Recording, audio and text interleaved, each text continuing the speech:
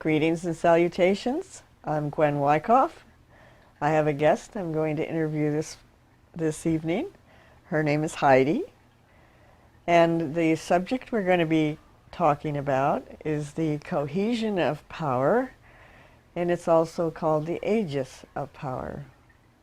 The subtitle is, Until You Know Evil, You Know Nothing. Until you know love, you have nothing. And in this information that we're going to share today, we're going to talk about power, how to hold power, who held power, and how it all works. And this is because the common law trust is about the cohesion of power.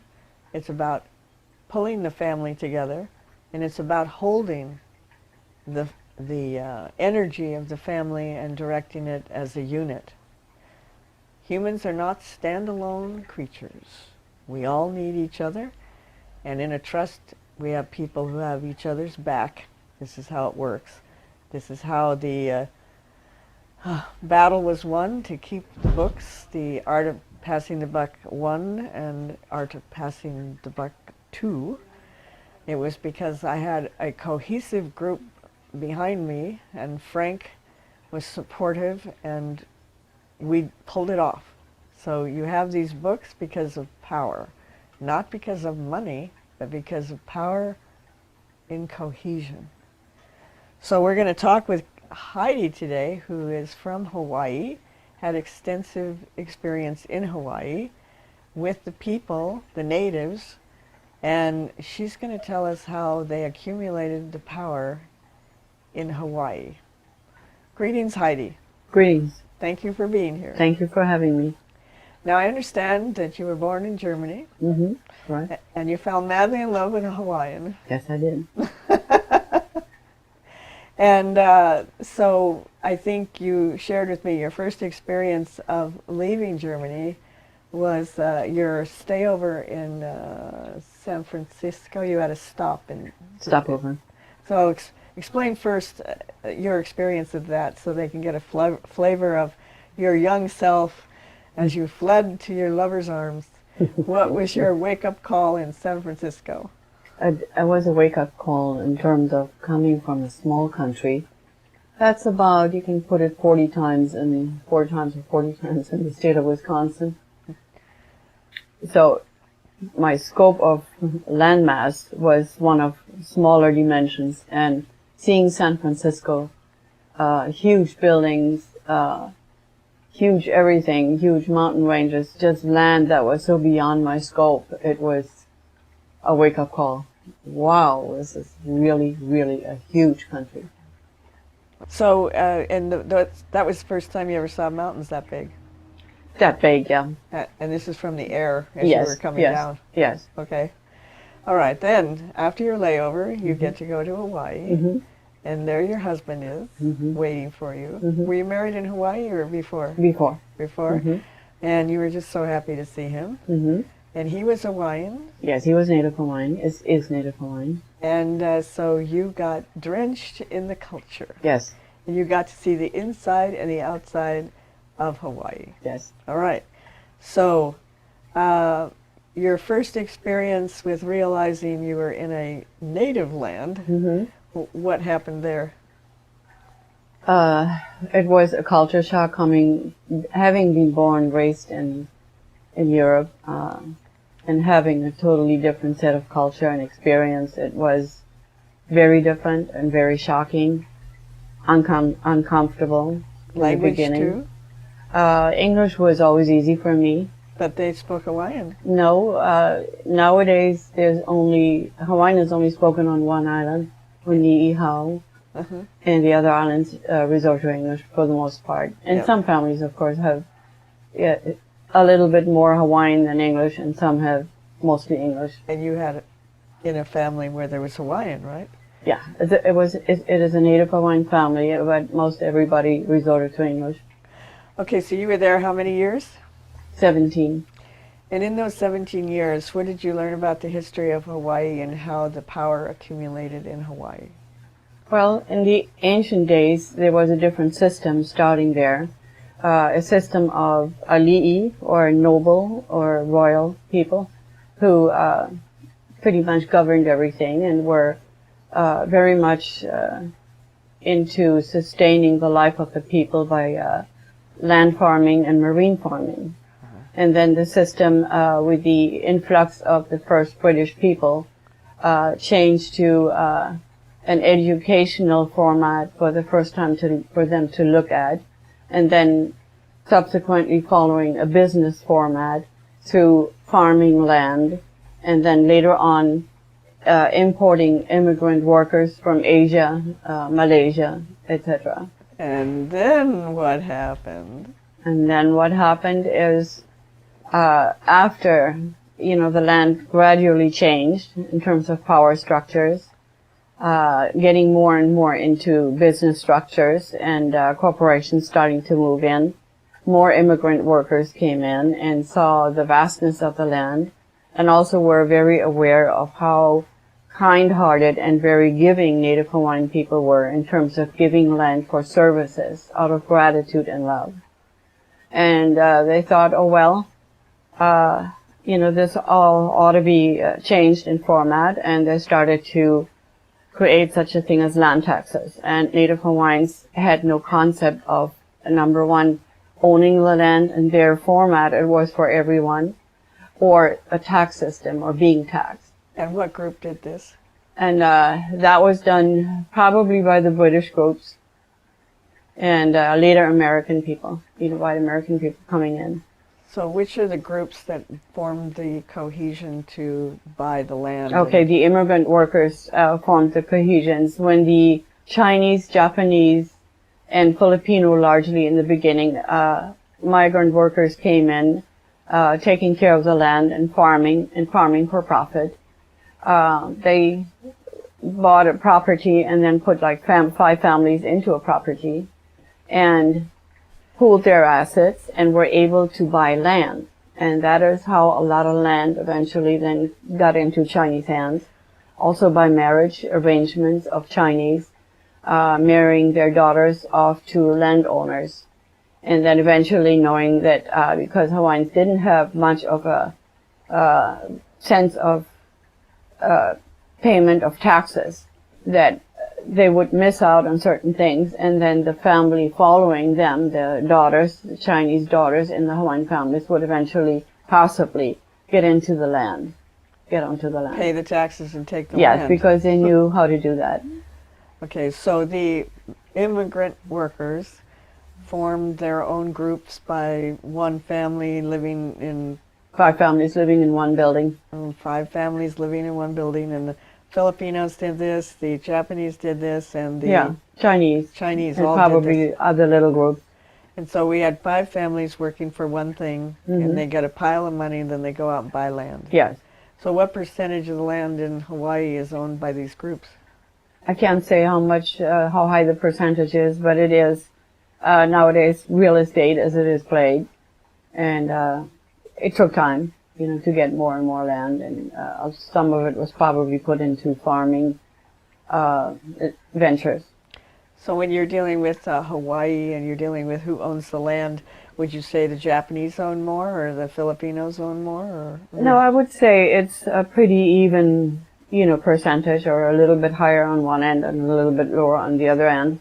And I can't substantiate numbers. I don't have the numbers handy, and I come from having been shared with this information, not reading too much about it, but it was from a Native Hawaiian perspective. Oh, what happened? Yeah, and I found them extremely trustworthy, and there was no other anything in their sharing, but just to convey how some families, got into buying a lot of real estate and some land. Okay, now I understand Hawaii has a big trust system.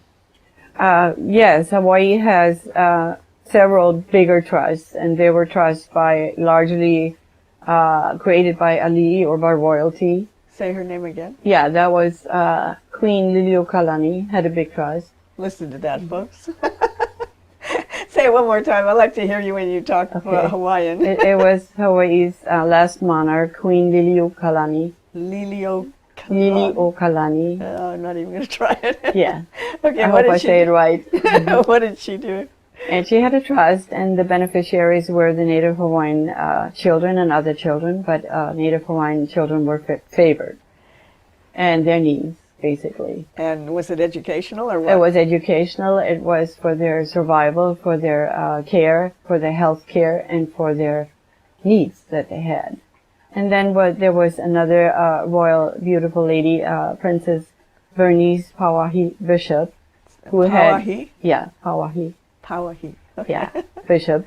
And she married a generous, beautiful man, Mr. Bishop, who had been a philanthropist like her and a businessman. Uh-huh. And they created a trust having very large, approximately 9% of all the land in Hawaii was in their hands in that trust. And so in the same manner, it was to run the King Kamehameha schools that benefited Native Hawaiian children. And what happened with that trust? The trust is still active, and there's a lot of lawsuits, held against the trust or put in against the trust, and they're available, online to look into. Right. Right. In the Art of Passing the Buck, Volume 2, we have one of those lawsuits where if you pick up one end of it, you can track all the others. But basically, I think it was the trustees ran off with a lot of money, right? Yeah, and then they had resigned ultimately, and then everything was changed. The whole administration was changed, and the whole setup was changed. Okay. Mm-hmm. So when you left Hawaii, what was the condition of those trusts? Do you have any idea? I didn't look into the trust at the time because I wasn't familiar with the trust concept. Right. But the King Kamehameha schools were flawless. They were run really well and had very high numbers of students. And at that time, one of the required things was that the attending students had to have a particular percentage of Native Hawaiian blood in order to benefit from the school system and from education. Okay. And that's when everything in the population started, really becoming raised up. It was beautiful. All right. Mm-hmm. So this is the good side of trust. Oh, yes. Okay. Is there anything else you want to share about that? I'm very impressed to this day about the cohesion the immigrant worker families had to pool their assets and to acquire land and acquire ways to run businesses and, in the long run become quite prominent people and citizens. And it, from where they have come from, to build a system that in a few generations made them quite well-to-do. The cohesion that it took must have been something else. Yeah, cooperation. And in the Hawaiian Islands, they're small. Like 20 minutes in any direction and you're on some beach. So you can't run anywhere. In the olden days you had to have one hell of a canoe to get out. Yeah. And so you couldn't run under the umbrella of the word aloha is love. You work it out with one another. Right. And that was shared, of course, by the Native Hawaiians who tried to do that and did that for centuries, so to speak. And then everybody else better adopt that, or how else are we going to get along 8 different nationalities and ethnicities in one room trying to have a party? You have to have some cohesion. And under that umbrella called aloha, the cohesion was possible. Right. To this day. So I thank you for your wisdom and your insight. And I wanted to use this as a demonstration of what can happen if people cooperate, if they go into a trust system together. If they pool everything together, it only takes a couple generations till you're really rolling. And this is one of the problems that people have in America. As you said, aloha is 20 miles wide, right? And you got to work it out. Well, we got a much bigger country here, and I guess you don't have to work it out, but you really do. And if you want to have power, if you want to have cohesion, if you want to build your life better, you're going to have to figure out how to have your own aloha, right? So I'm going to talk a little bit more about power, how it's built. There's 2 kinds of power, and they're all both based on selfishness. The first kind of power is gained through accumulation and taking it from others. The second kind of power is gained through supporting the other person and expanding your connections and getting power that way. Obviously, I'm for the second part. The government here in America is for the first part. They are the bullies. So the point of this exercise with Heidi is to show you the benefits of cooperation. But we're going to, and that was the good side of the quotation, until you know love, you have nothing, all right? The bad side is, until you know evil, you know nothing. Now, in reference to the situation with the Hawaiian people, I think you told me that they were very naive in the beginning and gave up their land easily. Yes. Is that correct? And they had no education, and they didn't know how to deal with our evil British system. Absolutely. Right? So they did not know evil. One of the situation happened to me when I was little. I think I was about 5 years old or 6, and I was at school.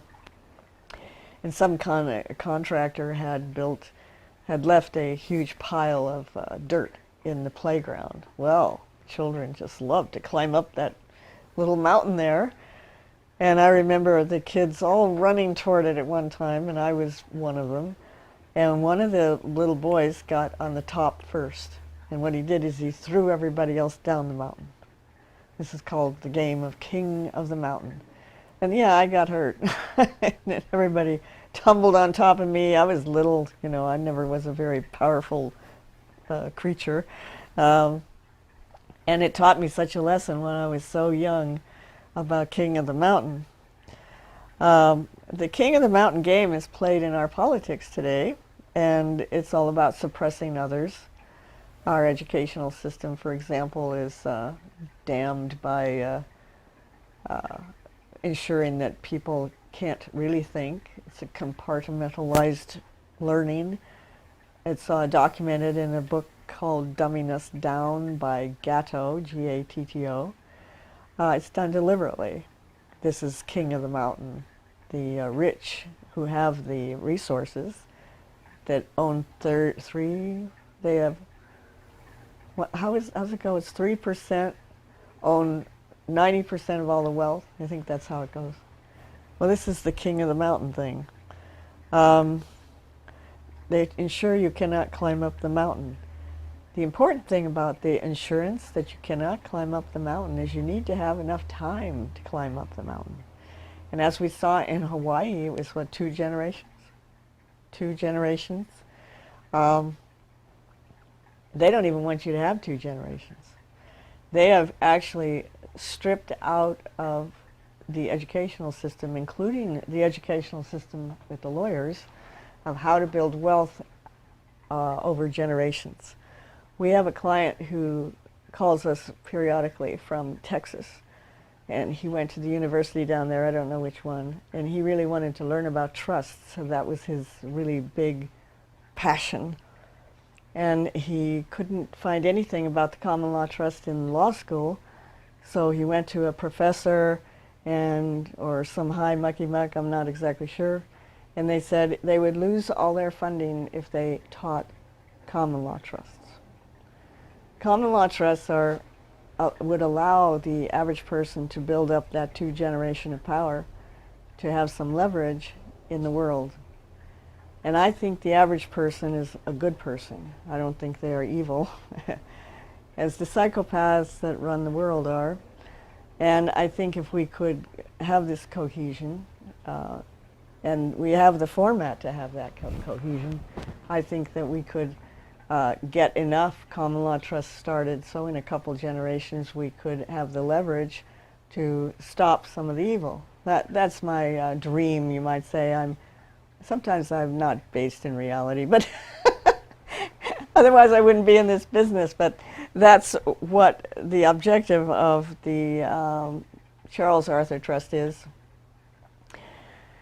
Now, some of the history of cohesion of power comes from an a set of books called the Book of Queens, and I think there's 13 volumes, or maybe 18. I have a huge, they're all on my shelf.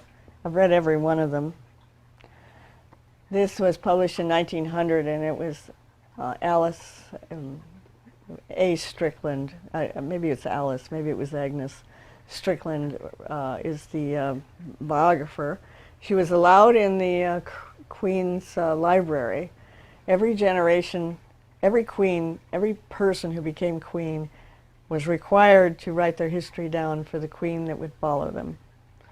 And Miss Strickland was allowed to go into the library and get the original documents and find out what really happened in reference to the history of England and the development of the power that rules the world, because England is a very, very big player, and at one time they were the only player because most countries had to speak English.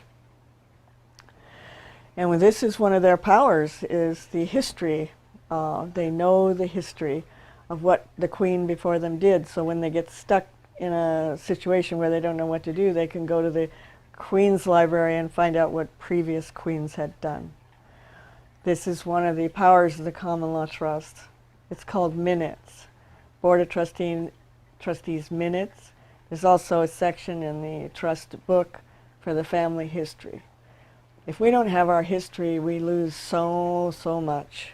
Even though we're the little people and we're not playing royal games, we still have a lot of experience that we need to leave for the generation that comes. So this whole talk, everything I'm talking about, is how to build power, how to have cohesion, how to bring your family together, and to know what the royals did, and to know what other people have done to have cohesion. Currently, we've had a big, interesting experience with this little princess that was born. Her name is Charlotte Elizabeth Diana, right? And they always give two names to the royal children because it holds the history of what went before. They're very, very big on history. I'm very big on history, and I think it's an actually good idea if you want to start naming your children with two middle names.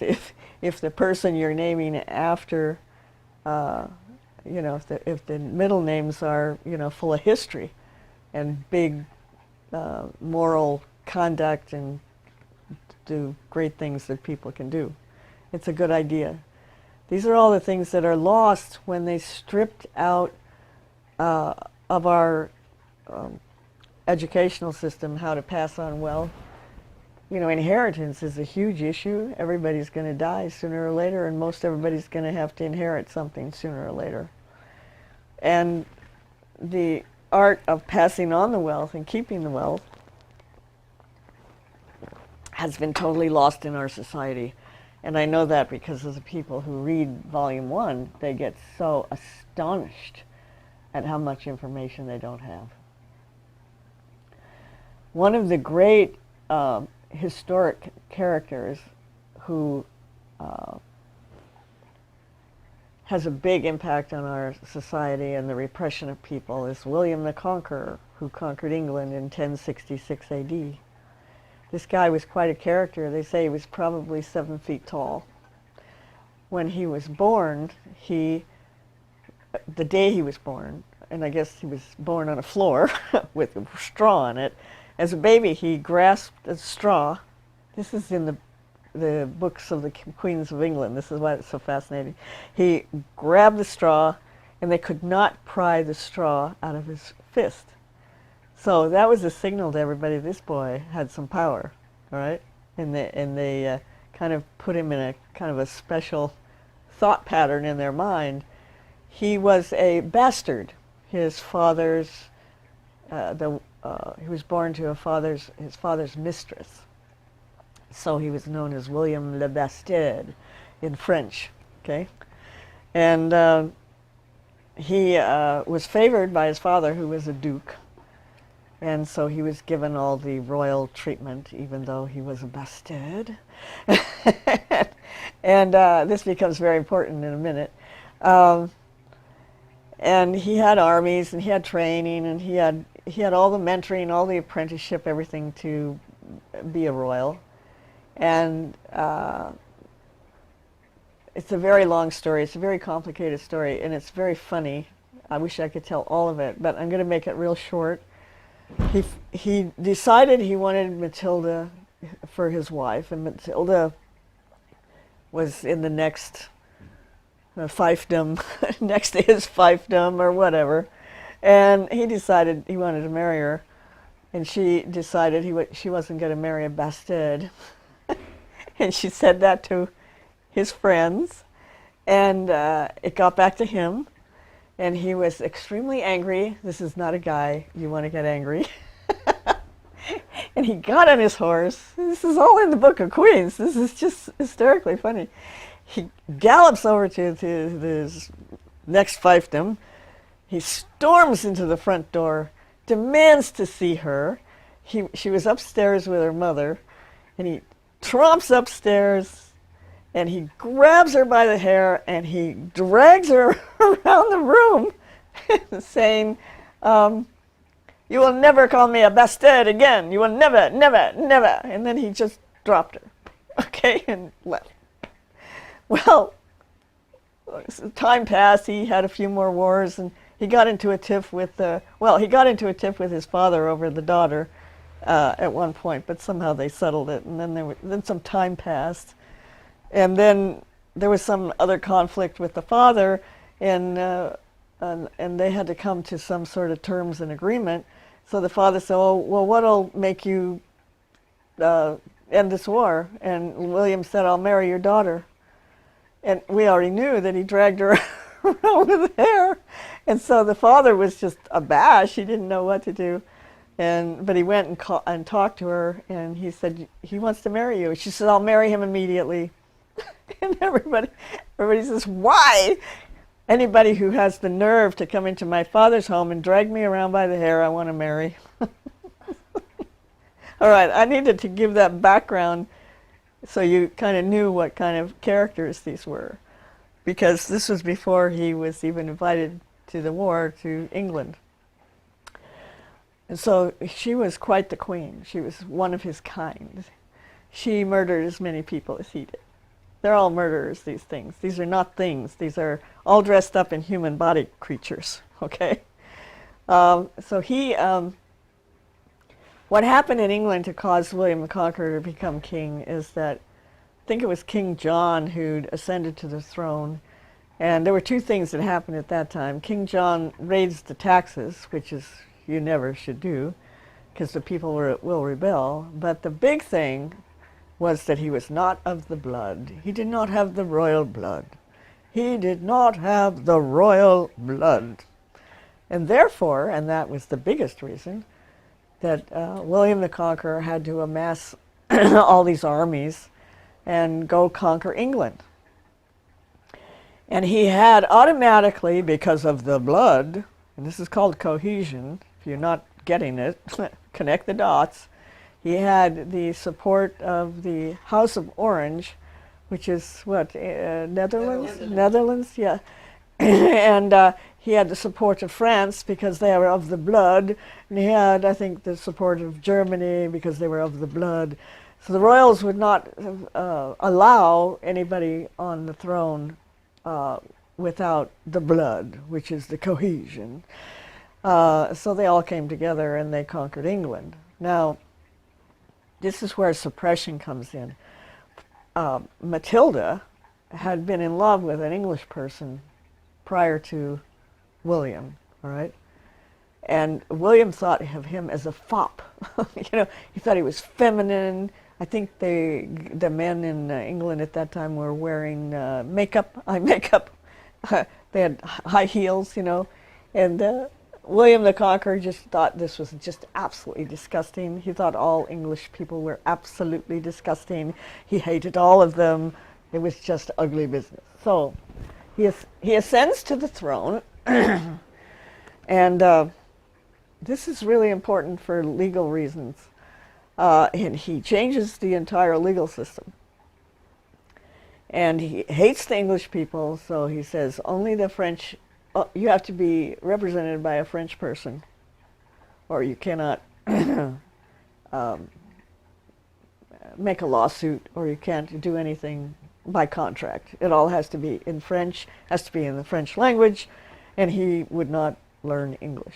Okay, and so he set it up to make it very impossible for the English people to have any to participate in the government, and that lasted 100 years before it got changed. But that's what they do in our court system now. They say you have to have a lawyer. It's the same thing. Okay? And he also set it up so that you would have a court system where you'd have battles, you'd battle each other instead of try to resolve it. That comes from William the Conqueror. So that's him, and he's a big, big part of the history, and that's what cohesion will do. Now, we have Henry VIII, who, and we're talking about power. Henry VIII was extremely powerful. He's the one who broke away from the Catholic Church. You got to really be powerful to do that, to really think you're the cat's meow. But what he did, and this is what is happening today in our government, he set up his council to be evenly balanced between Catholics and Protestants. And he made sure they were always evenly balanced, because then they were they had no power. And if you will count how many congressmen and how many how many Democrats and Republicans there are, you will always see that they are evenly balanced, even if one is a couple more than the other one. That's how they make sure that Congress can do nothing. Got that? Everybody's clear about that. Now today we have more Republicans, but you notice they're not getting anything done either, right? Can't do it. Okay? I got all this stuff in here about beheading because it's an important thing to understand in the political arena what Henry VIII and his daughter Queen Elizabeth did. Henry VIII beheaded his opposition so that nobody could stop him. So we don't know how many he beheaded, but we know how many because I have the Book of Queens. We know how many Queen Elizabeth beheaded. You want to take a guess? Couple of hundred. Couple of hundred. You're short by 100. 300. Oh. She beheaded 300 to keep her power. And I also believe she beheaded them for other reasons, which will come up in another lecture, which will be called Rome, Women, and Trust. So we'll get into that later. Queen Elizabeth was known, she had so many connections and there was so much fear of her that she is known to have been the single most devastating power to stop evolution on the planet. And when she died, the Renaissance began. So we're talking about King of the Mountain, right? Pushing people down, pushing people down. Okay.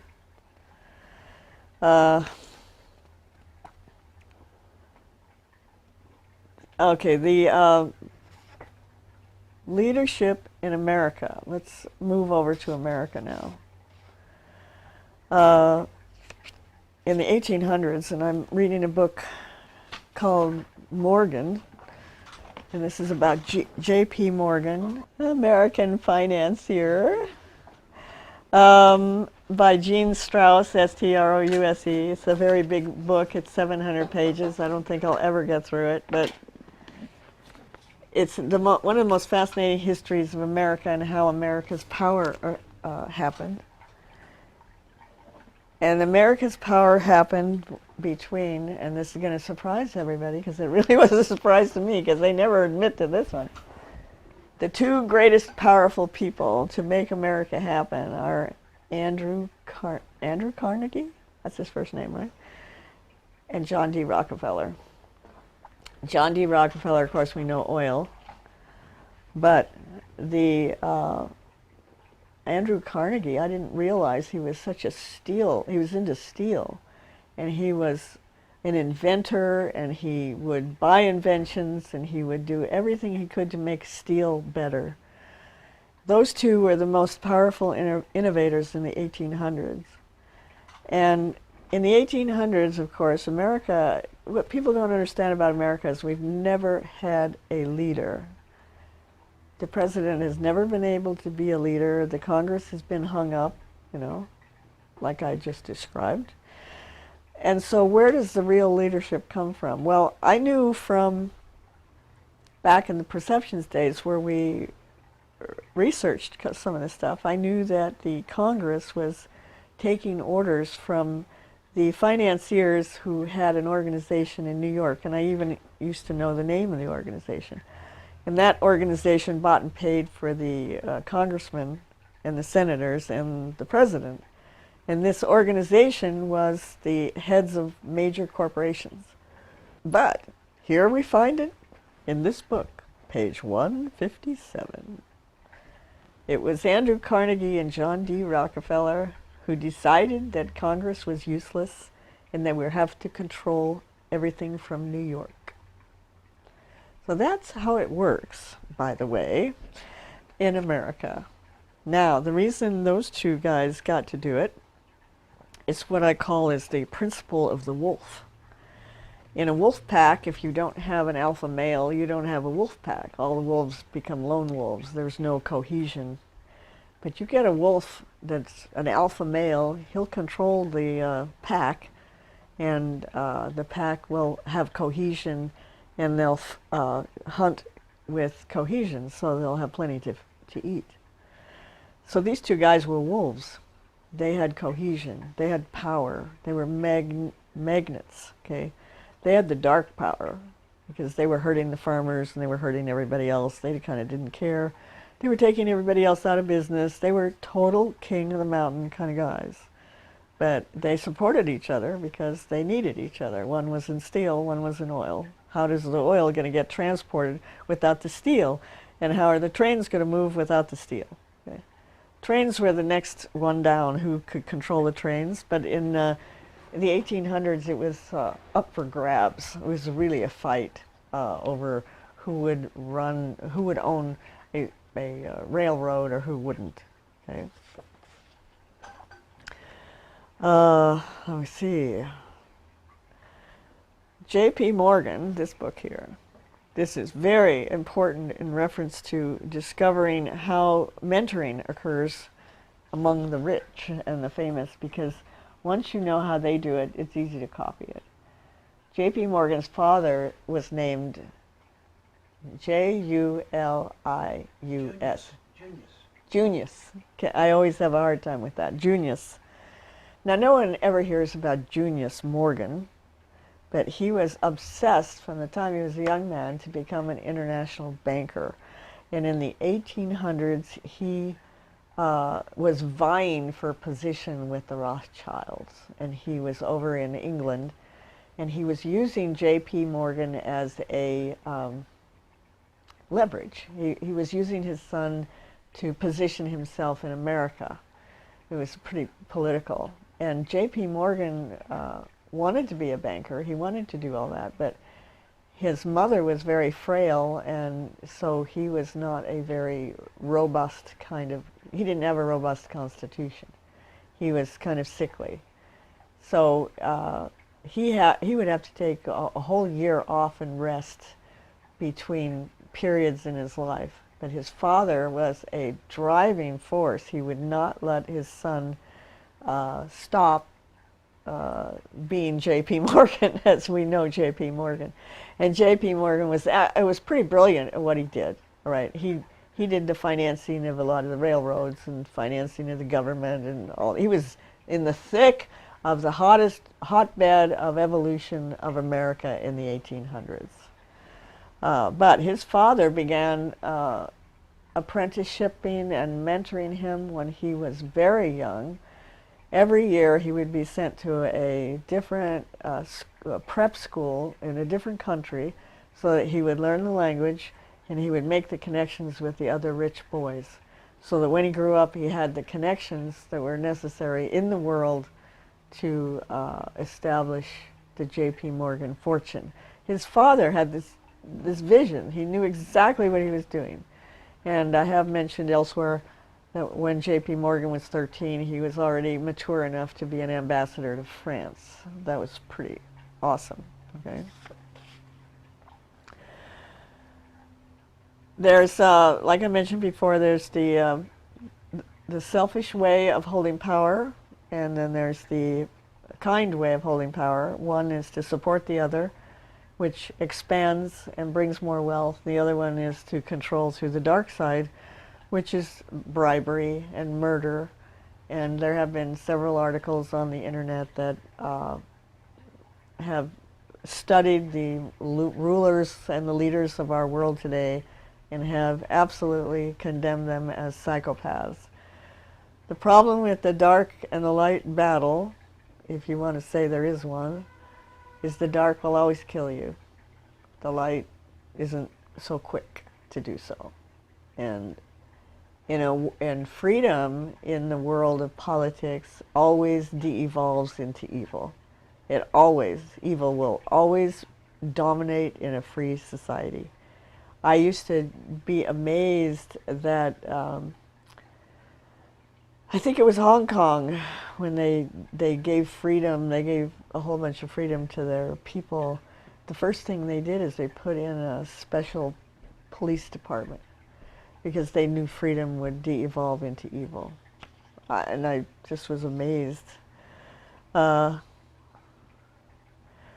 the whole issue with holding power is apprenticeship, mentoring of the children, raising the children correctly, and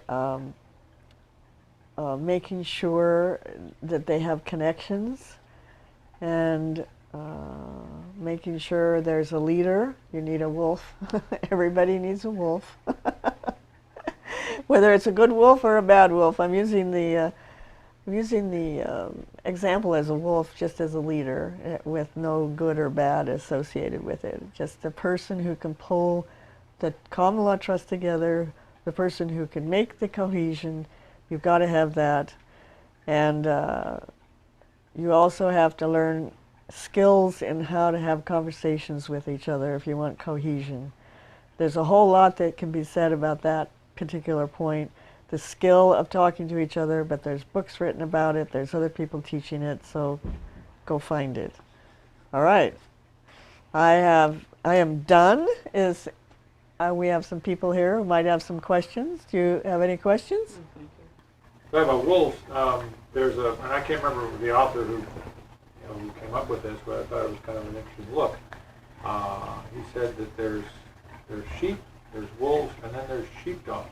Oh, yeah. To protect the sheep from the wolf. Right. Okay, the sheepdog has the power of the wolf, can meet him, He can stop the wolf, yeah. Of course, but the sheepdog doesn't prey on the sheep the way the wolf does. Yeah, right. Now, once again, it's a metaphor, but... Yeah, it's the same thing, yeah. I think there are people in the world who want to exercise power for the right reason. Yeah, there are. And then there are people who want to exercise power to rule over people. Right. So find the sheepdog. Well, see, the sheepdog couldn't take on a pack of wolves. Well, you need a pack of sheep. Well, Yeah. this has been the theory up to now, is that you need a bunch of sheepdogs to take on the pack of wolves, but there's always this conflict. Uh-huh. And I think ultimately, the long-term solution is to create a society where you're not constantly breeding more wolves. Well, that comes with the mentoring of the children and the education of the children. Right, and that's exactly the right. So, if we, in my view, one of the challenges we have today is to convince people that raising of children should be done peacefully and non-violently. So they don't learn the language of violence. They don't learn that violence is the way of the world. They don't learn that they can only get the resources and needs they met by taking them from somebody else by force. Well, the problem with that is the parents are already damaged by their parents, by their parents, by their parents. That's the challenge we have. Is Yeah. How do we change the courses? Well, you know, primal therapy teaches you how to. Well, there are people who have, you know, Yeah. ideas and practices that will, you know, achieve this. It's just there's a good deal of time it takes Right. and a good deal of education that needs to be done. So one of the reasons I like doing these videos is Yeah. get educational. Yeah. Yeah. This one needs to get out there. You know. All right. Well done.